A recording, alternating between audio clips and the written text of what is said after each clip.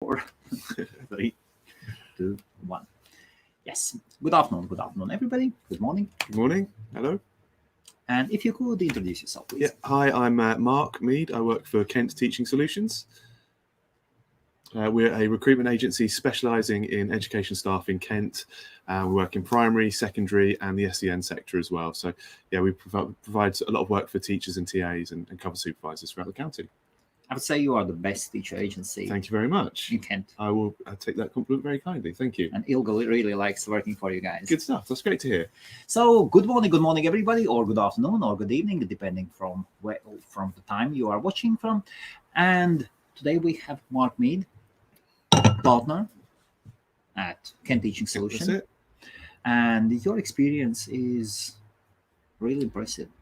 Thank you very much. Yeah, I mean, we've worked in the industry for a long time now, over 10 years, coming up to 15 or so. But yeah, we've worked with all different types of schools, as I say, in the county. And I suppose we recognise that not only are all schools different, but all staff are different. Yes. Everybody wants a different kind of job, and they're motivated by different things as well. So obviously you mentioned Ilga, and she works in a very specific type of special needs school. Yes. But somebody would also, not want to work there and be much more interested in working in a mainstream, Good morning. big secondary school. Yes. So that's awesome. And this live stream is to encourage you to ask questions to Marc all about the employability at Yeah. schools, and especially about the event coming up. So good morning, Christina. And so when you will ask a question, either on YouTube or on Facebook, we will pop it up on the screen and Marc will read it and we'll open it. Sure. We'll answer. Okay, let's go. Good morning, Christina. So what is the event all about? So we are holding a recruitment event this Sunday, the 23rd, which starts at 1:30 and we'll be finished until 3:30. So we're specifically recruiting for staff members in this area, so Sittingbourne, the Isle of Sheppey and around towards Maidstone, Yes. this part of Kent, where we're seeing an increased need for all members of staff, actually. So that does include cover supervisors, looking after day-to-day general classroom management and I suppose covering for teachers when they're off sick, when they're absent, through to permanent long-term placements where you'll be far more involved with the school, and the support staff side of things as well, where there's a real increase and a push locally to provide specialist staff to really support children that need a bit more support in different areas as well. So let us say a person is from Latvia, he or she has worked at school, Uh-huh. and does live here, has higher education, Yeah. like university degree, 1 or 2. And so what do you mean by cover supervisor? Or Yeah, so a cover What are these? supervisor. So it's an interesting role. So Yes. obviously this is mostly applies to secondary schools. So whenever there's a teacher that's absent, a school will request a cover supervisor to come in, and their job role will be to manage those classes, to take the class and lead the class throughout the Okay. day. So it's really varied, because you could turn up and you could be teaching any subject. Any subject? Yeah, so you have to kind of roll with it and be ready to kind of really throw yourself into it. But a big part of it is about really engaging the pupils, a really positive sort of behaviour policy. Lots of, just making sure you keep on top of the low level behaviour, managing Yes. that side of things, and that sort of preempts any other bigger issues. So yeah, really interesting job. And for someone to come into that, obviously, if someone's got experience working in a school, then that's going to be invaluable, because you'll already have ideas and methods and ways that you want to engage the class. Yes, absolutely. And to work with them. Obviously, some people come in and haven't got as much experience, and that works as well. People just need to find their feet a bit more with that. And in terms of the compliance and getting people cleared, obviously we'll help people with that. Yes. And I would say nearly everybody that we speak to is able to get themselves cleared, or we're able to help them get cleared really quite quickly, and then into a school. Okay. And so please ask your live questions if you have any. Do not worry about your grammar, although you should if you want to work at school. Yeah. So cover supervisors, one.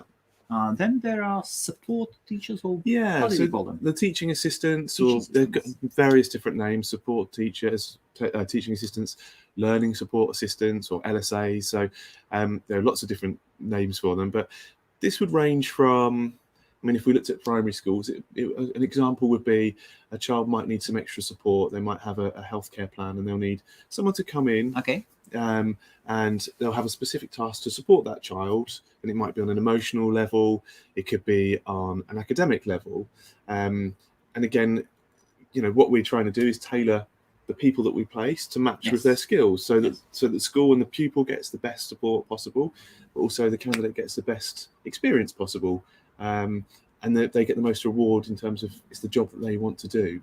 We're not really here to put people into schools for the sake of it. We really want to make sure that both the candidate and the client are really, really well matched. But yeah, the support roles as well, it can get even more specific. Sometimes we have children with, or requests from schools where there'll be a child with a very, very specific support need, more profound or multiple learning difficulties. And that's, for example, we work with several schools where, and this is another sort of end of it, but it's a bit more about personal care. And these children might have very limited mobility. So that is very, very specific. Not everyone wants to do that, but some people really do want to do that as well. And it is a really rewarding job. So yeah, I guess the real kind of take home on the support side of things is it can be really, really varied, and you can make it work around somebody's skill set and what they really like to do. We place some people in secondary schools, and that is different again. That's really about engagement with those pupils and helping them academically engage with the subjects that they're trying to study, and support the teacher as well in achieving that as well. So how many positions have you got open at the moment? Do enjoy your coffee. No, that's fine. In terms of open, and please do you ask your questions. In terms of open positions, we're constantly working. It's a revolving number of positions, and it's a quick turnaround. So at any one time, we probably have about 30 live vacancies that we're working on, and that will be on a longer term basis. But because of the nature of what we do and the schools require, sometimes it's a permanent job, but sometimes it's a placement that might be 6 weeks or 2 weeks, or even sometimes it's an ad hoc placement. So for the benefit of the ad hoc work, anybody that does want flexibility and still wants to be able to take advantage of having some time off, and kind of dip in and work when they want to, the ad hoc work works really nicely. But the other side of it will be the blocks of work that can be a term at a time, or a maternity cover, or a permanent job, and in which case it's different. And that's going to offer you, more stability, and exactly where you are, and offer you the chance to, I suppose, really become part of a school and contribute differently to it. Okay. What are the main requirements for the people that are coming and approaching you and asking the questions? Can they work as teachers? Yeah, when on a technical to work specifically as a teacher, you'll need to achieve certain levels of qualifications. So to work as a UK qualified teacher, you need to have UK qualified teacher status, which is really easy to check. You'd have been issued with a teacher reference number, etc. Lots of people come from overseas and are qualified teachers from their country, in which case you would come over, and there's different ways that this might pan out, but you might have overseas qualified teacher status, but not necessarily recognised UK qualified teacher status, but in which case you can work as an instructor or overseas trained teacher. Okay. Or you might, depends on your qualification, and we go through this obviously on an individual basis because there's lots of different variations, but you might come over and automatically have UK qualified teacher status, which is great, and then that enables you to work in a different kind of platform directly with the school. I suppose the other thing to mention really as well, what we're looking for and what really makes the difference, aside from the qualifications, it's about the personality and the engagement. And you're going into a school, and I suppose you want to be sort of outgoing and kind of engage with people as much as you can, and that's a big part of the role, especially with the pupils, as you can imagine. Of course. And what about it is easy to work with British teachers, yes, who are looking for new placements or maybe changing locations or something. Yeah. What about the international teachers?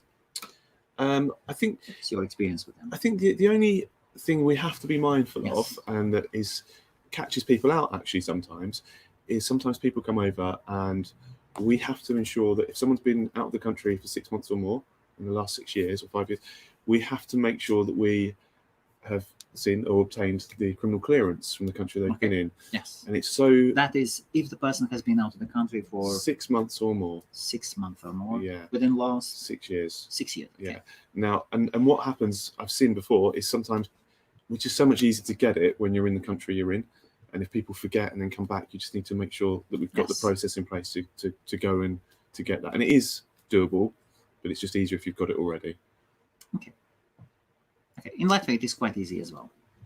Yeah, I mean, interestingly, in a lot of countries throughout Europe, actually, it's a really simple, quick, and cheap process. Yes. So yeah, it's not insurmountable at all. It's very, it's definitely doable.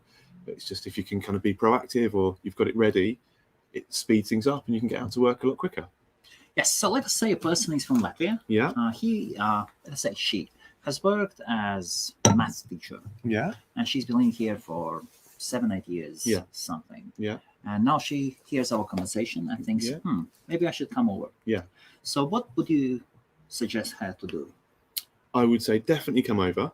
Definitely talk to us. This Sunday? Yeah, definitely. We'd be really pleased to meet you and to sort of discuss things a bit further. You'd be really well placed for us to be able to get you cleared and then get you that experience or get that opportunity to get you back into a school. If that's the route you wanted to go, there'd be plenty, especially with something like maths, the core subjects, schools are screaming out. There's a real need for maths, science and English teachers. So, okay, maths is one. What do you see as science? So biology, chemistry, physics. Okay. Yeah. Oh, that's good. That's good. And let's say if a person has got like master's degree in physics. Yeah. Or bachelor, probably let's say bachelor's degree or master's degree in physics, but hasn't got teacher qualification. These people are really, really well placed to find good employment and to find a supportive employer as well. We place people. I've got a guy that's working in a school not too far away from here, but they don't have a teaching qualification. Yes. They are degree qualified in a maths subject, and they're now working in a school as a maths instructor, stroke cover supervisor, but the school are supporting that person. They're going to help them do their teacher training as well. Okay. So after that point, obviously they'll have qualified teacher status in the UK, which is brilliant, a really good opportunity, and it just opens up more doors for them as well. And let's talk about the money. Why not? So let us say the person starts as an instructor. Yeah. What are the monies? Well, instructor, I mean, you'd be over. I'm delaying because there's a big variance in terms of which school and where you're at. Yes. So it's probably a better conversation for us to have on a face-to-face, on a sort of one-to-one basis. But yeah, the rates are always good, and obviously a teacher gets paid more than an instructor, and an instructor gets paid more. We do understand they vary. Yeah. Though. Yeah. Or you're pressing for a Yes, specific amount. Of course. Yeah. I mean, in terms of teachers, it's going to range massively. I think for a teacher from day to day all the way up to permanent placement, 115 all the way up to it could be a lot more than that. I wouldn't want to put a specific ceiling on it, because it depends on what the responsibility of the job will be. If you're working on a long-term placement and you're doing planning and preparation, we make sure you get paid accordingly for that. So long-term pays more. Definitely. Okay. So the responsibilities are more. If you're working, if you go in for a day, we'd arrange it with you. Let's say I phoned you up and asked you to work at school tomorrow. You'd turn up. I'm sure you'd be brilliant. I'm sure it'd be great. Thank you. But I'm so tempted. Really. We'll sort it out for you. We'll give you a go. But you turn up and you'd arrive and you'd be given your pack and you'd say, right, this is what you're going to be covering today. All your lessons are planned and prepared. So you turn up and you go into your classrooms and you deliver the lessons. At the end of the day in secondary, it's, well done, the day's over, and you sign out and you leave. If you're doing a long-term assignment, if you're planning and prep, your day's going to be different, because you will have the responsibility, you start to have the responsibility of doing that planning for those lessons and doing the preparation and doing the marking. So all those things take time, and it's only obviously fair that you get paid accordingly, probably for those extra responsibilities. So 115 up.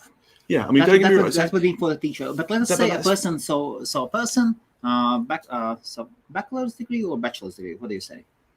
Bachelor's degree, yeah. BA. Yes. BA, yeah. So let's say BA in physics comes in. So cover supervisor, you'd probably be. Not cover supervisor needs some teacher experience, but it's a person without any teacher experience. Cover supervisor could be someone that wants to become a teacher and is starting that.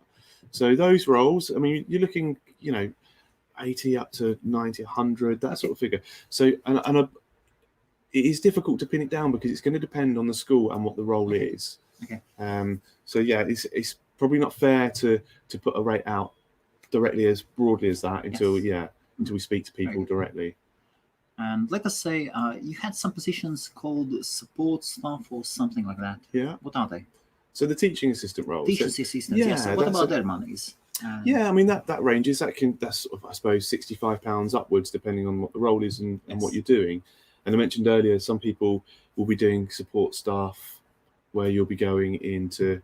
You might be in a year 3 class in a primary, and it's like the whole class, or you might be doing something very specific that requires a bit more of a different kind of skill set, and more of a specific skill set in order to engage those pupils. So the rate is reflected by the role.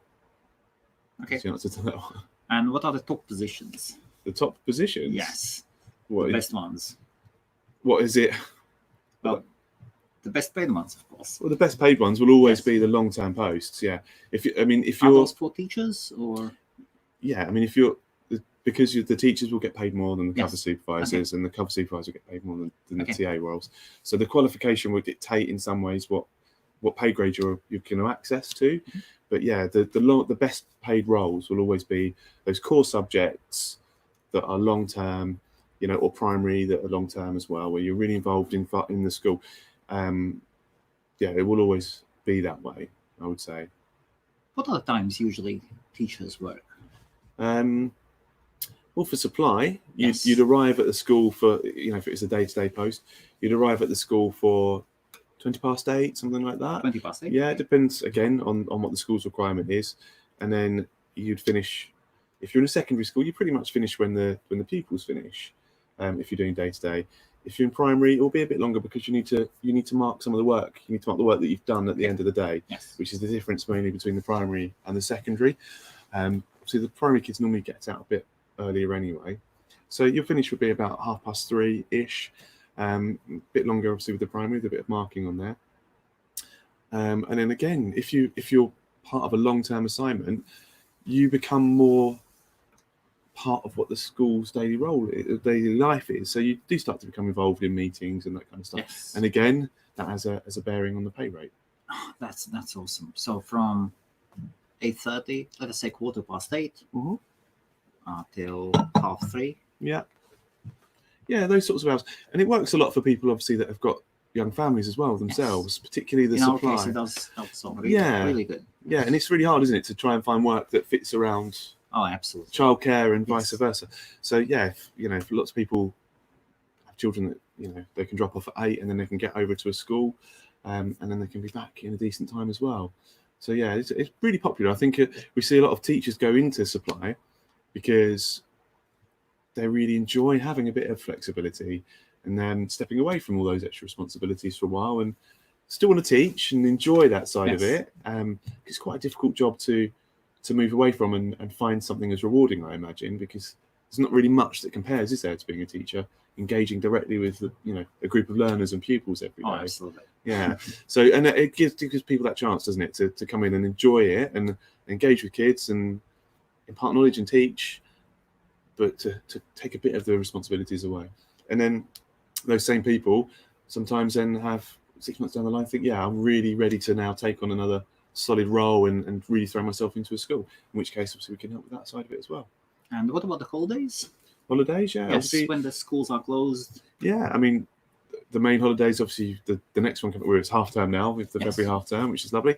And then the next one will be Easter, when there'll be 2 weeks off. There'll be another half term in May. And then there'll be the big one, the summer holiday, which is the nice 6 weeks off. And again, that really works, doesn't it, with people that have young families? Yeah, especially with kids, because you won't have to be in work for those times. And then obviously Christmas and a few half terms as well in the way as well. But yeah, so it works out about 39 weeks of the year that the schools are open out of the 52. So quite a chunk of time.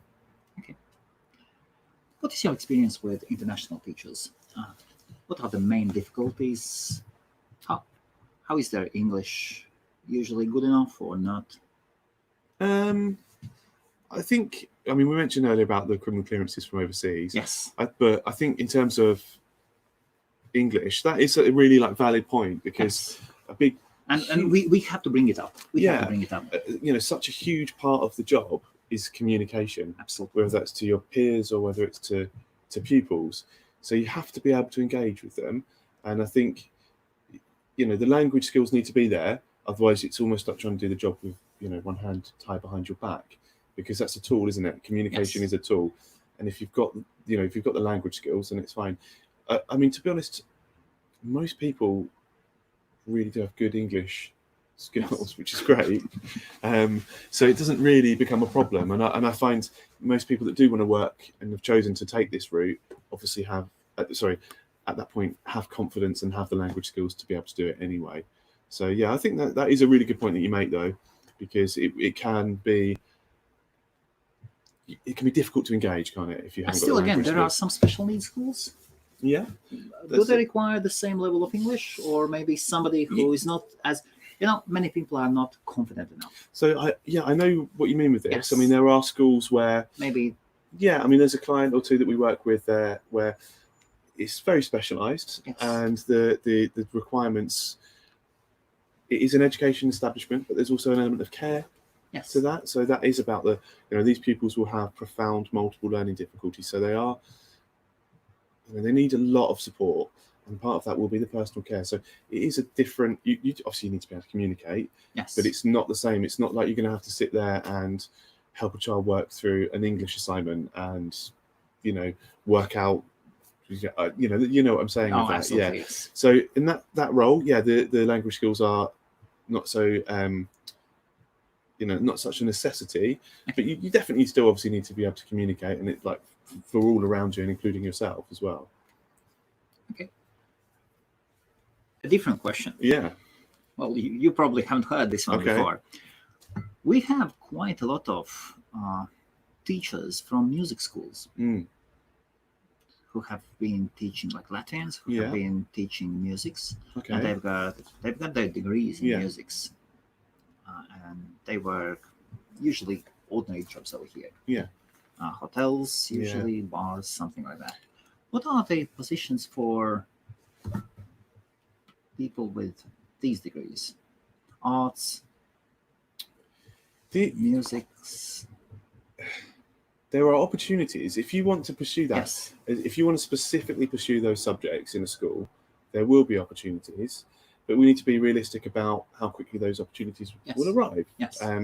So, if you are going to stick to, let's say, music, and you only want to teach that, those roles will come about, but they'll be less frequent. So what we'd probably do in a situation like that would be, part of what we do is to listen to what somebody wants to do. Okay. Make a plan and be proactive about what work they want. Mm-hmm. So some of it's reactive. Sometimes we place people because our clients ring us up and say, I need a music teacher, and then we'll match that.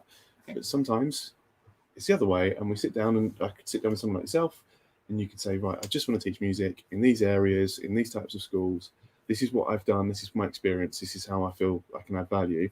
And then we would look at marrying that with the clients that we work with and ones that we don't at the moment. Yes. And then we proactively look for that kind of work for somebody. It's a different kind of approach.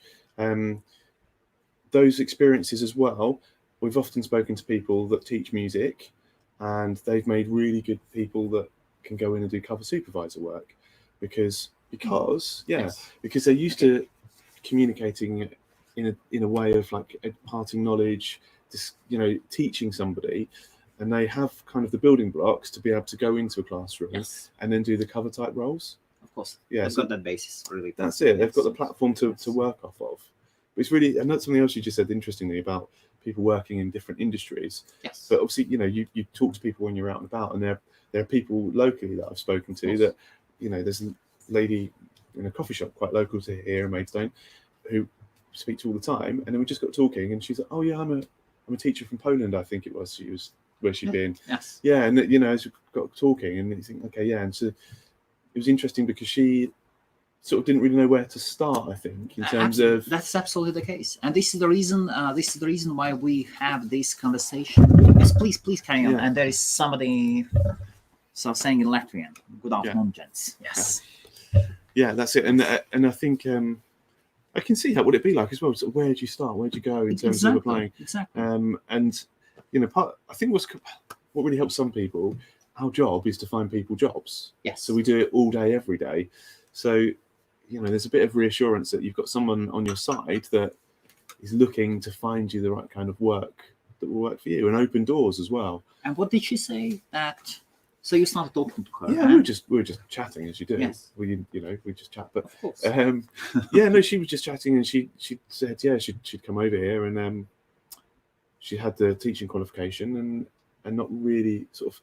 I think she'd come over actually, and almost sort of fallen into a job. She wanted to work and needed work, and then started to work, and then before you know it, a year's gone by, or 2 years, and then as well after 2 years, even more, it's pronounced that kind of like, okay, right, where do I go? How do I start this process of getting back into school? And obviously someone's studied for all those years and got all that experience. Yes. And it's a shame to not utilize that when there's such a need for people like it as well. That's what I think. Of course. Yeah. So we, Chamber of Commerce, Latvian Chamber of Commerce for the United Kingdom, are really pleased and honored to bring this message and to do an event together with you. Brilliant. Your smile is quite strange, but it is true. You cannot imagine. I've met so many teachers, and they haven't got a clue where to start. Yeah. And they lack this first push. Just need to give them that first push. Yeah, I think it's a great opportunity. There are so many people that have got the skills, the qualifications, the right attitude to go in there and be great working in schools, and they just need the opportunity or the avenue and the right route to go, and someone to help them do that. We work with so many schools, and we're busy all the time, so I've got no doubt that there'll be opportunities for people out there. Of course, Mark.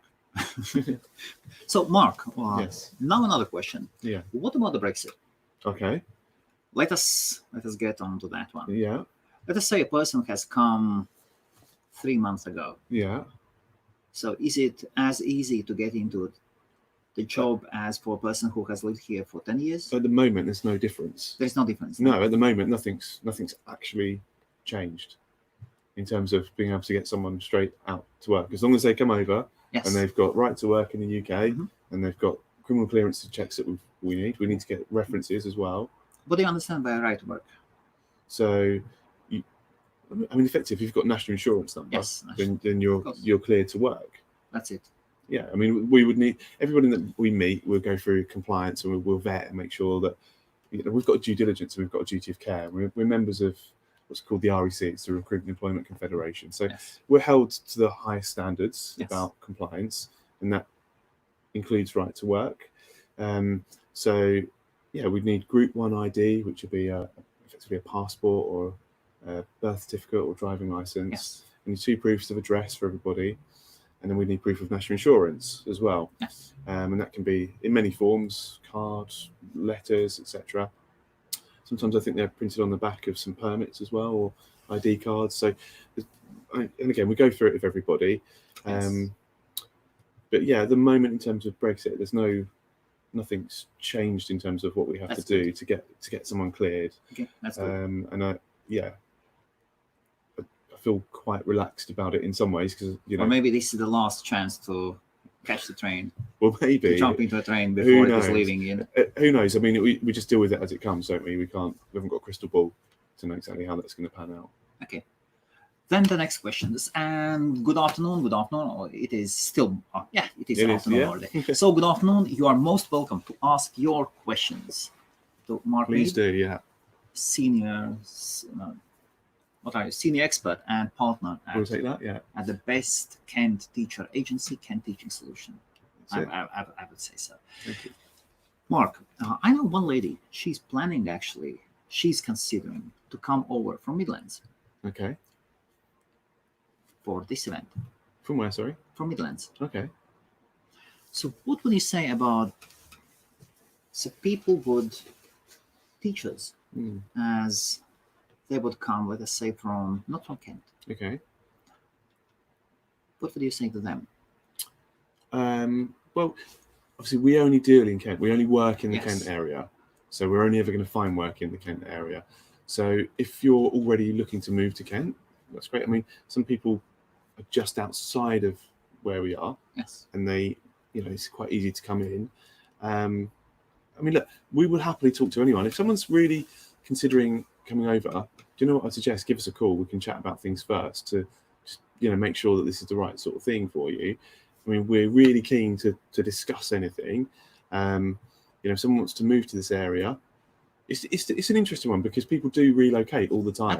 Absolutely. And Yes. it happens. And quite often because of the work. Yeah, career possibilities. that's yes. it. And then we're looking at a different kind of conversation. So, yeah, we I suppose a recent example, a lady that relocated, but what she did, she knew she was going to relocate. I think she came over in the summer. That's right. So she knew she was going to relocate over the summer. So she knew she wanted a September start, and we started talking to her around just before the April.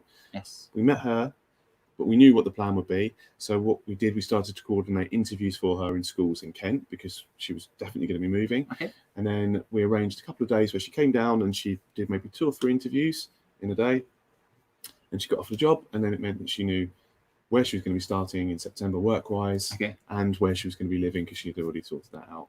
So it's just a bit about forward planning, I guess, and just being proactive in deciding what route to go.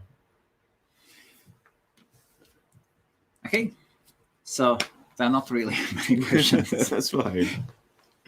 Another question. Yeah. There are bachelor's degrees, master's degrees in broad specialties. Well, they are kind of laser targeted, but still. Yeah. Business management, economics, Yeah. sociology. What about these professionals? I mean, I did talk about core subjects earlier, but the reality is there is a need for teachers of all subjects all over. Even for economics, yeah, sociology. There are. And also because they're a bit more niche, there are less people around in those areas. Okay. So just thought they are less specific and